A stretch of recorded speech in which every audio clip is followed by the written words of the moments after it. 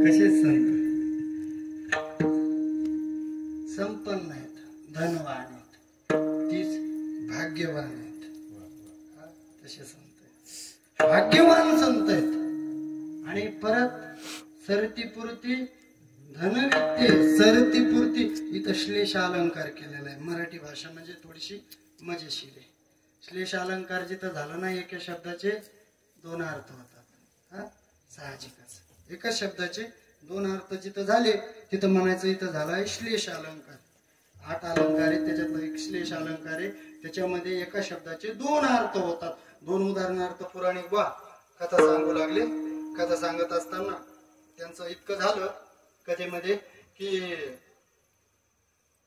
रावणानं सीतेचं हरण केलं इतकं म्हणून कथा आता समाप्त केली. रामायण गुंडाळायला सुरुवात केली. रामायण वस्त्रामध्ये बांधलं आणि पुराणिकानं कथा संपवली. आरती वगैरे झाली आणि पुराणिक बुवा नेमकंच आलेला जो शिदा आहे, काय येतो शिदा, जी काही ज्वारी वगैरे येते ती गोळा करू लागलेला आहे. गोळा करू लागल्याच्या नंतर ते त्याचे बिचारे हरे राम शेवटचा प्रसाद होत तर चालू होत त्याच हरे राम राम राम हरे हरे हरे कृष्ण चालू होतं पुराणिक बाचं. आणि तितक्यामध्ये झालं काय, एक असा सद्गृहक आला. माणूस आला म्हणे, महाराज तुम्ही काय सांगितलं, रावणानं सीतेचं हरण केलं, इथं तुम्ही कथा संपवली, राहिलेली तुम्ही उद्या सांगणार, पण मला काही राहत नाही बाबा, मी तुमची कथा ऐकली. मला एक सांगा की रावणानं सीतेचं हरण केलं, ते हरणच राहिलं का पुन्हा सीता झाली? सांगा ना रामायणाच्या. जिथं एका शब्दाचे दोन अर्थ होतात तिथं श्लेष अलंकार होतो. मला श्लेष अलंकार सरती पुरती धनवित्ते, सरती आणि पुरती संपतात पण पूर्ण पण होतात. कोण धनानं वित्तानं, कोण संत, म्हणजे त्यांचं धन संपत का नाही, तिथं श्लेष अलंकार आहे. कधी कधी त्याचा एकच अर्थ घ्यावा लागतो. नाही समजायला पुन्हा पुढे जाऊ. चांगला घरी सप्ताह होता, जावई आला होता, नेमकंच लग्न झालं होतं. नेमकं लग्न झाल्याच्या नंतर त्याची जी सासू आहे तिला पण एक सून होती. कोणाची जावयाची जी सासू आहे तिला पण एक सून होती. त्या सुनीला तिनं सांगितलं, मी काय करते आता, नेमकं जावई आलेली पूर्णाची डाळ घालते आणि ती डाळ शिजली की तू काय कर, ही डाळ घे आणि आता ही वाटेव. आणि पहिला मोठा खटला असायचा आणि मी काय करते तोपर्यंत कणिक मळते, तू ही डाळ घे आणि वाटेव. कशाची डाळ? हरभऱ्याची डाळ. ही घे आणि वाटेव, मी तेवढं कणिक मळते. जावई आलेला होता, तिनं ती डाळ घेतली हातामध्ये, शिजलेली कशाची? हरभऱ्याची. पूर्ण डाळीला हरभऱ्याचीच असते ना. ती डाळ घेतली, तिच्यामध्ये थोडीशी साखर टाकली, वाट्यावर गेली, ए बाबले गोटे बंटे चिंटे इकडे, सगळ्याला आतमध्ये आली. म्हणे बाई मी आले, माझं काम मी पूर्ण केलं, मी डाळ वाटून टाकली. तिने डोकं आणून घेतलं ना, बाई वाटायची म्हणजे काय करायची होती, काय करायची होती, बोला जाणारा विठ्ठल विठ्ठल.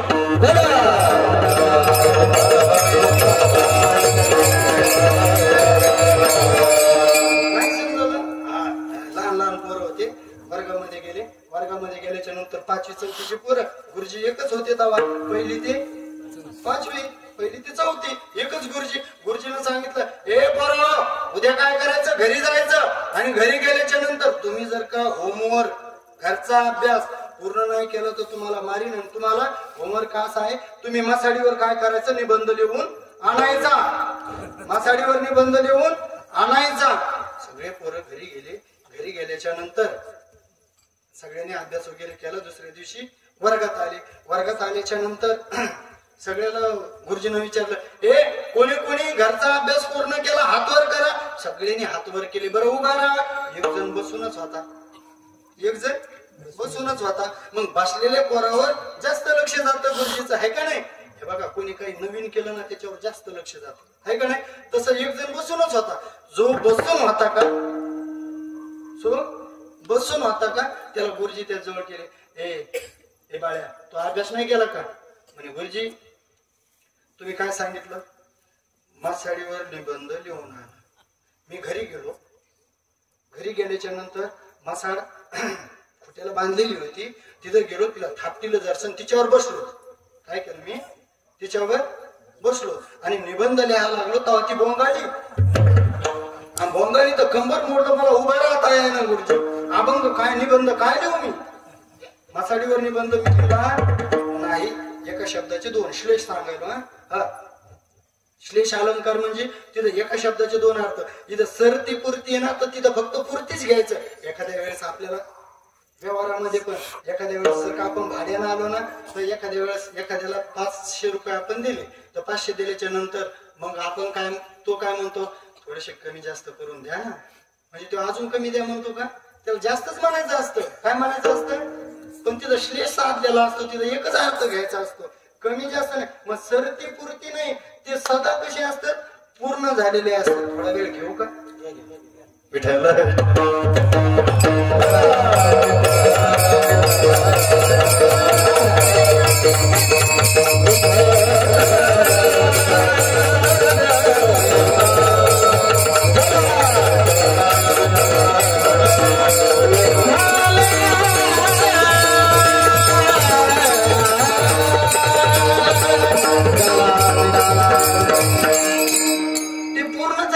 संत कशानं, धनानं. मग ते परमार्थिक धन असो, व्यावहारिक धन असतो, ते पूर्ण असतात. म्हणजे असतातच. व्यावहारिक धनामध्ये तुकोबाराय जरी म्हणत असले, तुकोबाराय काय म्हणतात, आम्ही सदैव सुडके, जवळ येतात चोर दाखे, जाऊ पुढे भिके उतरे जरी आमच्या घरागत आले. तुकोबाराय इतके भिकारी होते का? जागीरदारी तुकोबारायांची. अहो ती जागीरदारी विकली, वाटली, संपली, तरी पण तुकोबाराय श्रीमंतच होते व्यावहारिक दृष्ट्या पण. म्हणजे काय सांगतात बाबा गुरुवर्य रामभाऊ महाराज राऊत यांच्या मुखातून चरित्रामध्ये एक कथा भाग ऐकला. तुकोबारायांची जी व्यावहारिक संपत्ती आहे ती सुद्धा संपली, तरी पण तुकोबाराय व्यावहारिक श्रीमंत होते. कसे सांगू का थोडक्यामध्ये? तुकोबारायांची श्रीमंती सांगायची आणि चिंतन संपवायचं. थोडं 5 मिनिट लक्ष द्या. एक अनगडशाह फकीर राहत होता पुण्यामध्ये.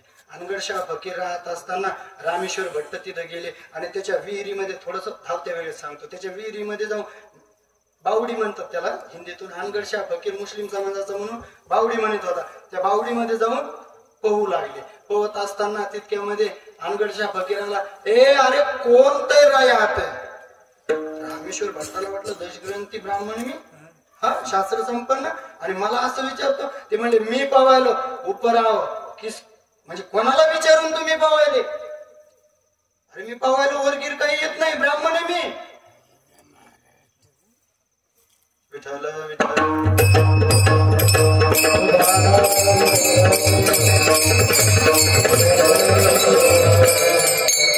ब्राह्मण आहे मी वरगीर काही येत नाही.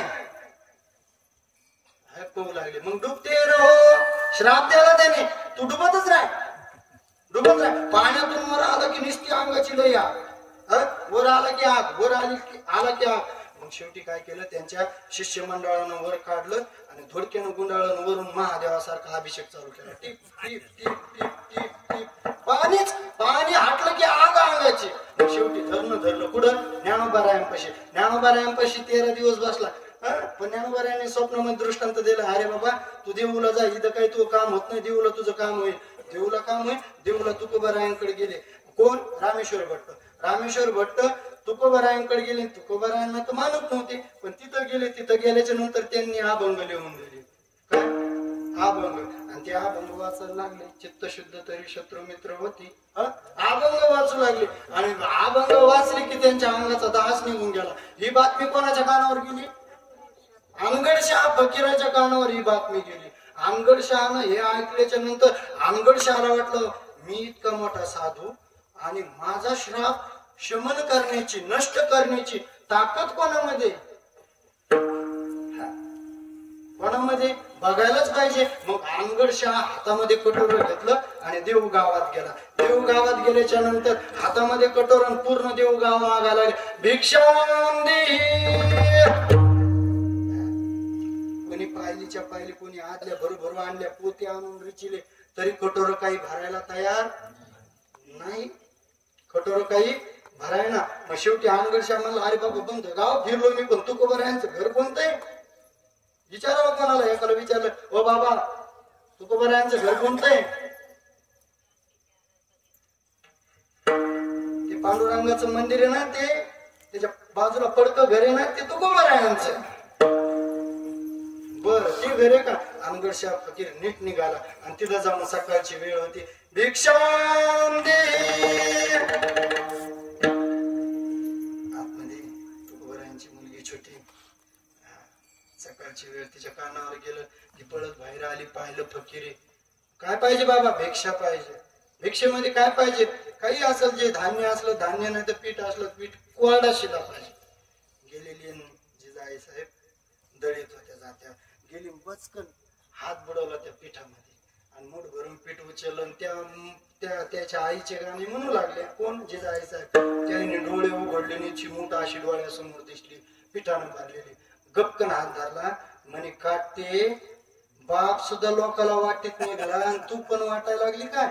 सोडते सोड. हात झटकून घेतला, असं सोडा लावला आणि सोडला. आणि जिजाई साहेबांना हात सोडला, तसाच हात असा धरून आली पोरगी आणि त्या अनगडशा फकीरासमोर हात बरं असा मूठ सोडलेला हात त्याला थोडस चिटकालेलं होतं. आणि तिथं गेल्याच्या नंतर झटकीला कशा त्या कटोऱ्या भरला, शीट पडली. अनगडशानं कटोरा फेकून दिला आणि तिच्या पायावर पडला. वा म्हणे तुकोबार आहे, तुमची कीर्ती ऐकणार. ती म्हणे उठ मेल्या, मी तुकोबार आहे नाही, मा बाप गेला भांडारा डोंगरावर नामस्मरण करायला. मला सामर्थ्य सांगायचं तुकोबारायांचं. मुलीमध्ये इतकं सामर्थ्य, तुकोबारायांचं काय सामर्थ्य असं? व्यावहारिक सामर्थ्य काय असं? सरती पुरती धनविद्ये. आणि तशा तुकोबारायांसारख्या संतांची सेवा केली की देवाला प्राप्त.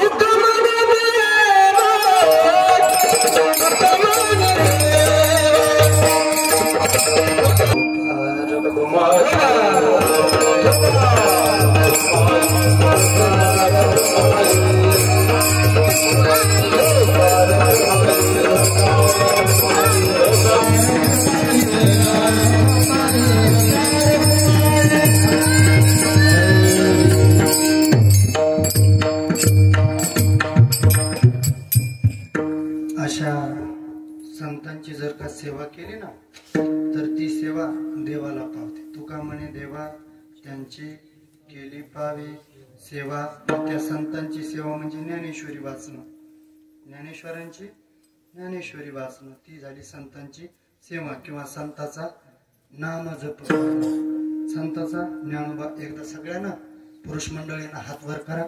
ज्ञानोबा रायांचा थोडासा जप करू, थोडा 1 मिनिट.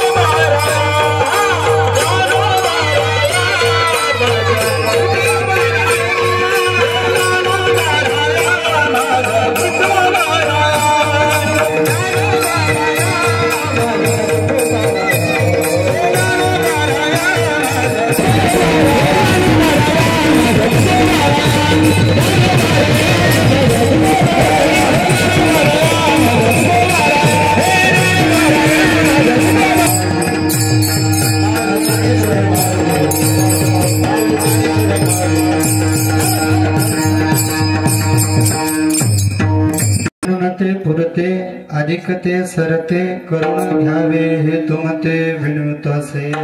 पायाच्या प्रसादे काही बोलिलो विनोदे मज क्षमा करणे संती नोहे अंगीभूत युक्ती. बालक बापाचे ताटे रेगे आणि बापा तिची जीव लागे की तो संतोषले निवेगे मुखची वडवे. अनावधानानं एखादा शब्द जर का चुकीनं मुखातून निघला असेल, कोणाला टोचला असेल, तर तुमचं बालक समजून माफ करा आणि झालेली सेवा माऊलींच्या चरणी, पांडुरंगाच्या चरणी समर्पण. तत्पूर्वी छोटीशी चाल होईल, 2 मिनिटाची चिमुकल्याची. हा